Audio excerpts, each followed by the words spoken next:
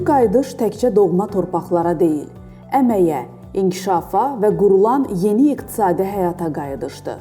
Bu prosesin mərkəzində isə azadlığına qovuşan yurdlarına qayıtmış şəxslərin məşğulluğunun təminatı dayanır. İşğaldan azad olunmuş ərazilərdə məşğulluq xidmətlərini daha əlçatan eləmək, işsiz və iş axtaran şəxslərin məşğulluq tədbirləri ilə əhatə olunmalarına daha yaxından dəstək məqsədi ilə Qarabağ və Şərqi Zəngəzur regional məşğulluq filiallarının Ağdam, Füzuli, Xankəndi, Şuşa, Zəngilan, Laçın və Kəlbəcərdə xidmət şöbələri fəaliyyət göstərir.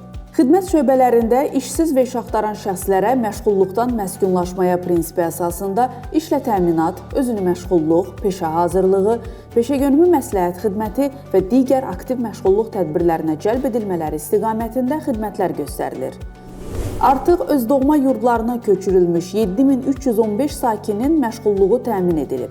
Onlardan 5443 nəfəri münasib işlərlə təmin edilib, 636 şəxs özünü məşğulluq proqramına, əlavə olaraq 333 sakin isə peşə hazırlığına cəlb edilib. Onlar əmək bazarında öz yerini tutaraq həm gələcəyini qurur, həm də bölgənin canlanmasına töhfə verirlər.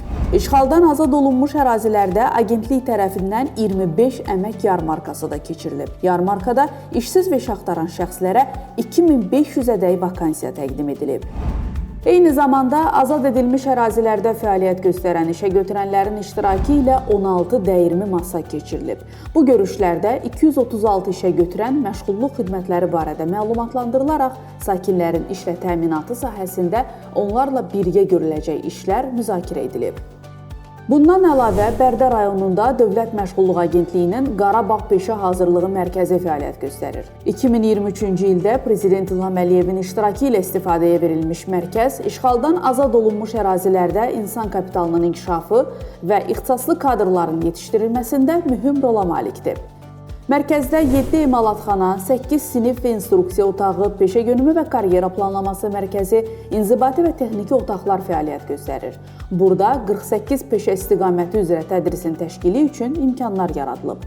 Tədrisin təşkili zamanı isə işğaldan azad olunmuş ərazilərdə fəaliyyət göstərən işə götürənlərin tələbləri xüsusilə nəzərə alınır. Məqsədimiz insanların öz doğma torpaqlarında layiqli məşğulluğa çıxışını genişləndirmək, bölgədə qurulan yeni iqtisadi həyatın dayanıqlı inkişafına töhfə verməkdir.